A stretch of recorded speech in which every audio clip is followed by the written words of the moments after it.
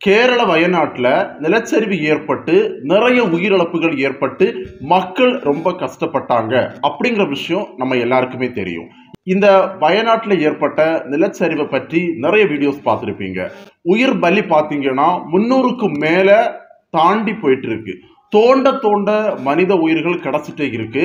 மீட்பு பணியாளர்கள் அவங்க வேலைகளை கரெக்டாக பண்ணிட்டு தான் வராங்க.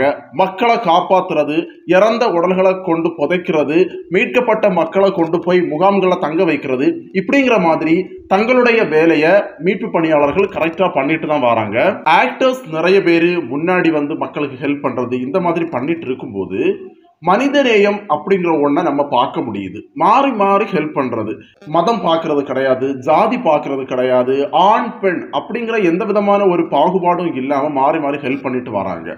ஆனா இதுல நெகிழ்ச்சியான ஒரு சம்பவம் என்னன்னு பாத்தீங்கன்னா, மனிதநேயம் அப்படிங்கிறது வந்து விலங்குகளுக்கும் இருக்கு, அதை நிரூபிக்கிற மாதிரி ஒரு சம்பவம் நடந்திருக்கு. இன்னைக்கு நான் அதை பற்றி தான் பேச போறேன். ஸோ வாங்க வீடியோவை ஸ்டார்ட் பண்ணலாம். அதெல்லாம் ஆரம்பிக்கிறதுக்கு முன்னாடி நீங்க இப்பதான் முதல் தடவை நம்ம சேனலை பாக்குறீங்கன்னா கண்டிப்பா சப்ஸ்கிரைப் பண்ணுங்க, பெல் ஐகானை கிளிக் பண்ணி வைங்க, ஆல் நோட்டிபிகேஷனையும் செட் பண்ணுங்க. அப்பதான் நான் போடக்கூடிய வீடியோஸ் உங்களுக்கு நோட்டிபிகேஷன் மூலமா வரும். வீடியோவை ஃபுல்லா பாருங்க. ஃபேஸ்புக்ல பாக்குறவங்க கண்டிப்பா வீடியோவை ஷேர் பண்ணிட்டு நம்ம பேஜையும் ஃபாலோ பண்ணுங்க. வயநாட்டில் கடந்த மாதம் 30ஆம் தேதி நிலச்சரிவு ஏற்பட்டு நிறைய சம்பவங்கள் நடந்தது. நானும் நிறைய வீடியோஸ் பேசியிருக்கேன், நீங்களும் நிறைய வீடியோஸ் சோஷியல் மீடியாவில் பார்த்துருப்பீங்க. மக்கள் தங்களோட உயிரை காப்பாற்றுறதுக்காக வந்து ரொம்ப கஷ்டப்பட்டாங்க. ஒரு பாலம் உடஞ்சதுல ஒரு பக்கத்துல இருந்து இன்னொரு பக்கத்துக்கு மக்கள் போக முடியாம ரொம்ப கஷ்டப்பட்டாங்க. நம்ம எல்லாருக்குமே தெரியும். நிறைய பேருடைய குடும்பங்கள் மொத்தமாவே அழிஞ்சு போச்சுது. நிறைய பேருடைய வீட்டுல ஒருத்தங்க தப்பிப்பாங்க, மீதி எல்லாருமே வந்து இறந்து போயிருப்பாங்க. ஒரு சின்ன குழந்தை உயிர் பிழைக்கும், அந்த குழந்தையோட அப்பா அம்மா இறந்து போயிருப்பாங்க. அந்த குழந்தை வந்து தனியா நிற்கும். அந்த குழந்தைய காப்பாற்றுறதுக்காக இன்னொருத்தங்க போவாங்க. ஸோ நியூஸ்ல நான் பார்த்துருந்தேன், என்னன்னா ஒரு கை குழந்தைக்கு பால் கொடுக்கறதுக்கு அம்மா இல்லை அப்படிங்கிறதால இன்னொரு பொண்ணு வந்து அந்த குழந்தைக்கு தாய்ப்பால் கொடுக்குறாங்க அப்படிங்கிற மாதிரி ஒரு நியூஸ் வந்து நான் கேள்விப்பட்டிருந்தேன். மாறி மாறி ஹெல்ப் பண்றாங்க, யாருனே பார்க்கறது கிடையாது. வயசானவங்க இருந்தாங்கன்னா அவங்கள தூக்கி கொண்டு போய் யாருனே பார்க்கறது கிடையாது. நமக்கு உயிர் தான் முக்கியம். என்ன பண்றாங்கன்னா அவங்கள தூக்கி கொண்டு போய் முகாம்களை சேர்க்கிறாங்க. நோய்வாய்ப்பட்ட ஒருத்தர் வந்து படுக்கையில படுத்திருக்காருன்னா அவங்க அப்படியே விடுறது கிடையாது. ஒரு வயசானவர் தானே, அவர் போனா போகட்டும் விடுறது கிடையாது. அவங்கள அந்த கட்டிலோட தூக்கி கொண்டு போய் என்ன பண்றாங்கன்னா முகாம்கள்லயோ ஹாஸ்பிட்டல்லையோ கொண்டு போய் சேர்க்கிறாங்க. இந்த மாதிரி மாறி மாறி ஹெல்ப் பண்றாங்க மனிதர்கள். ஆனா இன்னைக்கு விலங்குகள், ஐ மீன் ஒரு யானைக்கு இருந்த ஒரு மனிதநேயம் தான் இன்னைக்கு ரொம்பவே பெருசா பேசப்படுது. சுஜாதா அப்படின்னு சொல்லக்கூடிய ஒரு வயசானவங்களுக்கு ஒரு ஃபேமிலி இருக்காங்க, ஒரு வீட்டில் ஒரு ஃபேமிலியா இருக்காங்க. அவங்களுக்கு சுஜிதா அப்படின்னு சொல்லக்கூடிய ஒரு மகள் இருக்கா. அவங்க ஃபேமிலியோட தங்கி இருக்கும்போது நிலச்சரிவு ஏற்பட்டு அவங்க வீடு மொத்தமாவே உடஞ்சு போகுது.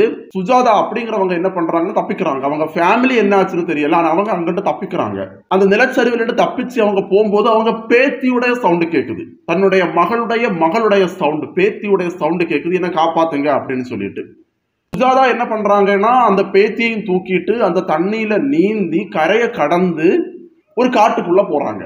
அந்த காட்டுக்குள்ள போகும்போது இவங்களுக்கு எங்க போறதுன்னே தெரியல. அந்த ராத்திரி நடு இருட்டுல எங்க போறதுன்னே தெரியல. அந்த காட்டுக்குள்ள போகும்போது அங்க யானையை பாக்குறாங்க.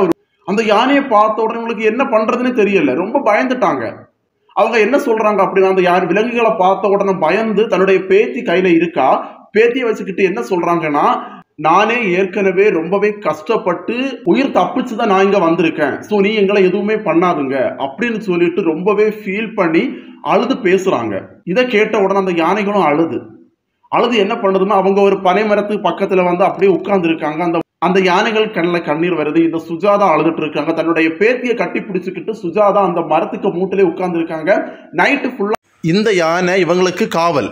காலையில மீட்பு பணியாளர்கள் வந்து அந்த சுஜாதாவையும் தன்னுடைய பேத்தியையும் மீட்டு கொண்டு போறாங்க. ஸோ இந்த இடத்துல அந்த யானையுடைய மனிதாபிமானம் அப்படிங்கிறது வந்து ரொம்பவே ஒரு ஹைலைட்டா வந்து பேசப்படுது. மனிதர்கள் கூட மாறி மாறி இந்த மாதிரி அடைக்கலம் கொடுக்க மாட்டாங்க, சப்போர்ட் பண்ண மாட்டாங்க. ஐ மீன் இந்த மாதிரிப்பட்ட சிச்சுவேஷன் வரும்போது கண்டிப்பா மக்கள் மாறி மாறி மனிதர்கள் மாறி மாறி சப்போர்ட் பண்ணுவாங்க. மனிதர்களை விட விலங்குகளுக்கு ஒரு அறிவு கம்மின்னு சொல்லுவாங்க. ஆனா இந்த இடத்துல மனிதர்களை விட விலங்குகள் தான் இன்னைக்கு ஒரு 2 உயிரை வந்து காப்பாத்தி இருக்கு. ஸோ இந்த வீடியோ தான் இப்போ சோஷியல் மீடியாவில் ரொம்ப வைரலாக பேசப்படுது.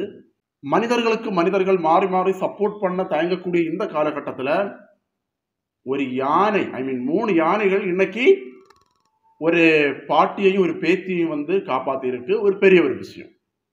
ஸோ இந்த வயநாடு இஷ்யூல ரொம்பவே பெருசா பேசப்படக்கூடிய சம்பவம் வந்து இதுவும் ஒண்ணு.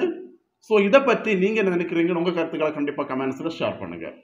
இந்த வீடியோ பிடிச்சிருந்தா லைக் பண்ணுங்க. கண்டிப்பா நம்ம சேனலுக்கு சப்ஸ்கிரைப் பண்ணுங்க. இந்த வீடியோவோட கிளம்புறேன். மறுபடியும் உங்களை நாளைக்கு மீட் பண்றேன். பாய்.